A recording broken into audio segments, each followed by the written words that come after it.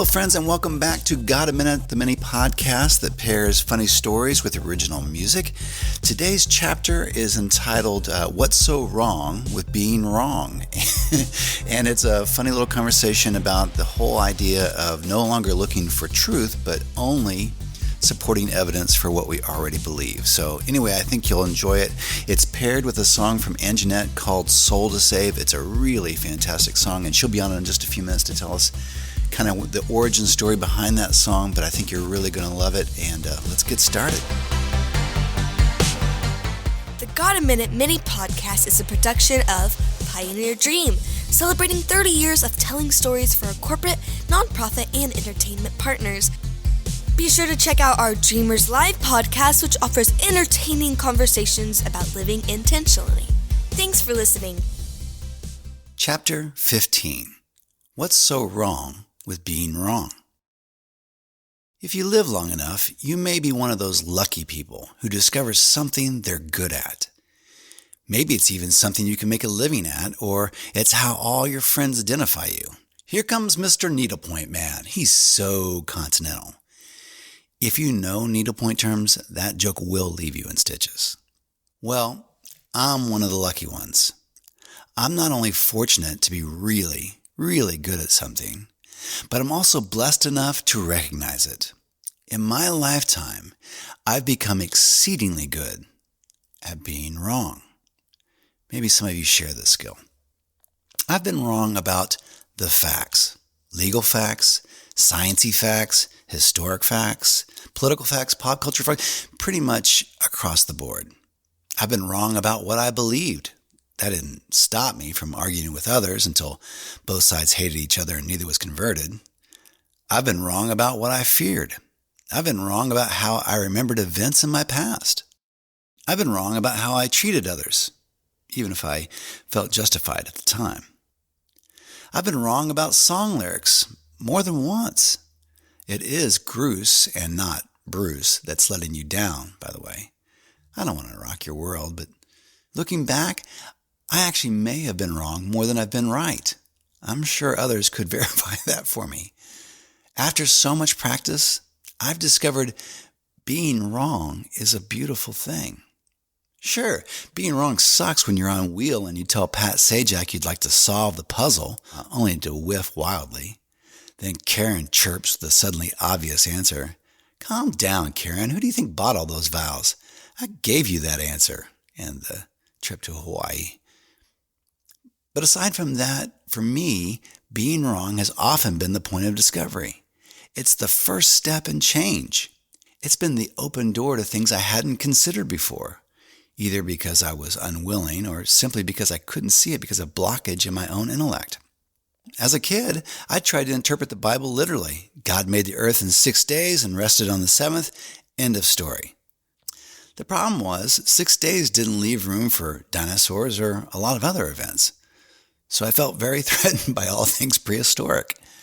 It became easy to write those scientists and archaeologists off despite the abundant visual and scientific evidence. Then one day, it simply occurred to me. Dinosaurs did exist, and they certainly weren't a surprise to God, or something he was trying to cover up because it didn't make sense in his narrative. So if it wasn't a problem for him, why should it be a problem for me? If you want to applaud my intellectual courage in acknowledging something that was so painfully clear, you can do so now. We'll also just skip over the fact that I was willing to deny the existence of dinosaurs, but more than okay with the idea that all the animals and people of the world, except for unicorns, are here only after they rode on the Love Boat for 40 days and 40 nights with Captain Noah. In the end, I don't need God to be who I believe him to be. I need to give him the freedom to be who he is. So, I was wrong. The result was, it opened an entire world of truth and discovery for me. Not only could I join the 20th century by way of facts and reality, but I could also stop letting fear stunt my image of God and let the world be so much bigger. That's the power of being wrong. It's not about abandoning conviction. It's about searching fearlessly for truth. Unfortunately, as a culture, we associate being wrong as weakness or retreat or worse yet, letting the other side win. We've become the child closing his eyes and denying the evidence of dinosaurs, even as he stands in front of the fossils at the Smithsonian. Because we have so much wrapped up in what we believe, we're easily threatened by being wrong, or shades of gray in the midst of black and whites. We stop looking for truth altogether in the hopes of finding supporting evidence for what we already believe. When we give up on truth, we close off our hearts and minds and become idiots dancing to the flute of our favorite piper. We give in to dogma. But there's no adventure in dogma. For thousands of years, we believed the world was flat. If you got into a boat, put on an 8-track of Styx's Come Sail Away, and just let the wind blow, eventually you'd fall off the edge of the world. We believed it so concretely that we were willing to kill anyone that said otherwise. Fear kept us from looking at the evidence. Fear made us sweep the truth under the rug and look the other way. The problem was, we were wrong. The world was round. And suddenly this thing we had all sewn up spilled over into something so much bigger and greater than we had known. The universe was more magnificent than anything we'd ever imagined. Now, I come from a Christian tradition. Talk about dogmas, we've had a few. The scriptures say, you find what you're looking for. In other words, if you're bent on keeping an open heart and looking for truth, that's what you'll find. If you are searching for the good in someone or something, you will see it. But if you're only seeking supporting evidence for your case against another, then that's all you'll find too. So if you believe your boss is the devil and only wants to destroy you, you will find never-ending evidence to support your belief. If you're locked in a relentless feud with a sibling, everything they say or do will eventually point to you being right and them being wrong, because you're only looking for supporting evidence, not truth. If you hold on to conspiracies and political plots and doctrines with fearfully clenched fist, you will only let in the things that support those beliefs. Humility is the key, admitting that you don't know everything, or have all the answers, or at the very least that you're not always right. In humility, we can ask, what is the truth, without rushing to supply our own answer. The result is finding the world and the divine are so much richer and bigger than the little things we've made them. It takes courage to be humble. You have to be brave to unclench your fist and sift through the facts to find what is there, even if it disagrees with your stance. There's no adventure in dogma, but there is an engagement and conversation and the hunt for truth. You don't have to have all the answers or always be right. We'll like you anyway.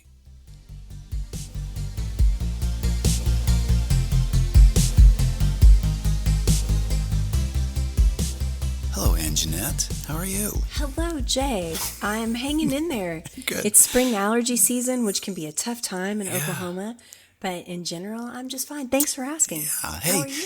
what song are we pairing today with our chapter? You have asked me to share a song called Soul to Save. Okay. So that's off of your album, Songs No One Has Heard. And tell us a little bit about the song, how it came about. Soul to Save, it was just a very honest song. It came out of a tough time, I think, that I was going through. Not only was I feeling uninspired in life, I was also, as a result, feeling pretty uninspired creatively. What? I know, which happens. And so one day I just sat down and I heard that chorus. And it's interesting, a lot of times when you're creative, especially the way that I grew up, you were kind of led to believe that your art was there to make a difference and inspire people and all that, which is great, and it should in some ways, but sometimes it can just be an honest lament like this one. Yeah. So this one basically says, I can't find one soul to save but mine. Yeah. And so the idea was, the lyrics say, I'm waiting for a song. I'm waiting for inspiration. This old boat can't find a wave.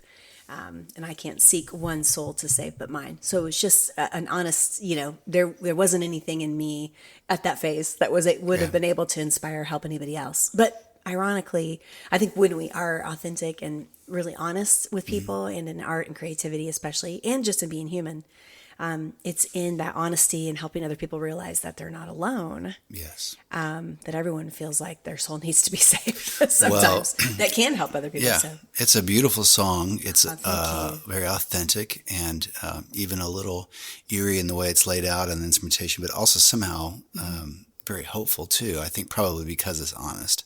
Good. So let's take a listen. All right, thanks. Why must we be lost like this? No map, no lines, no coordinates. But if you would send a breeze to push us on our way, oh, it's sink or swim, fight or flight.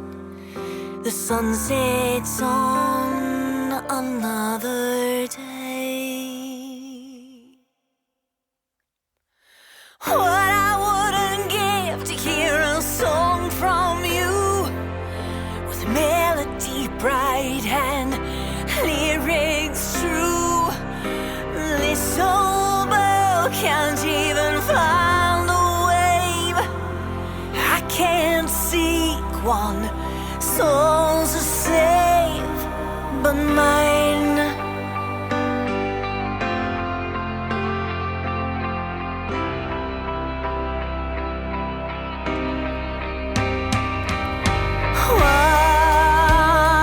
Why do you let me drift like this?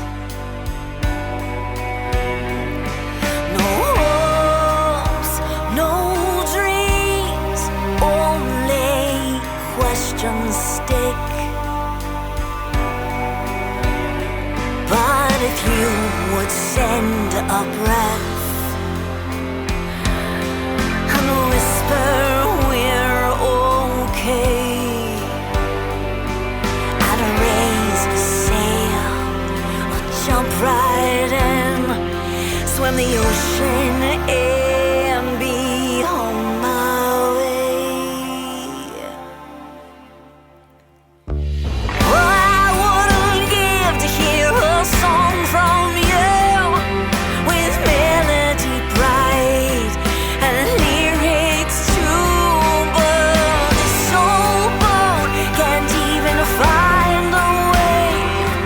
Yeah, I can't seek one soul to save but mine. Place of safety, love divine.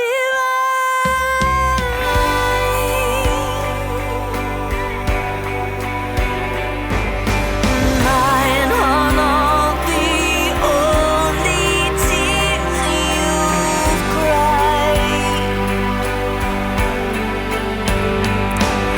Store them in the bottle that's kept safely by your heart. But the sea of tears on which I float, the waters you will part. What I wouldn't give to hear a song from you, with melody bright and lyrics true. This old boat can't even find a way. I can't even find one soul to save. And what I wouldn't give to hear a song from you, with melody bright and lyrics true. But all these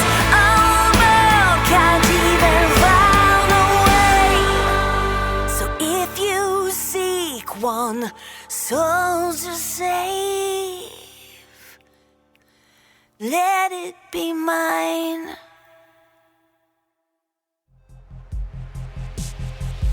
Thanks for listening. We'd love it if you would like and subscribe to the podcast and then share it with the people you know. We want to include as many people as possible in the conversation. Thanks! This has been a production of Pioneer Dream.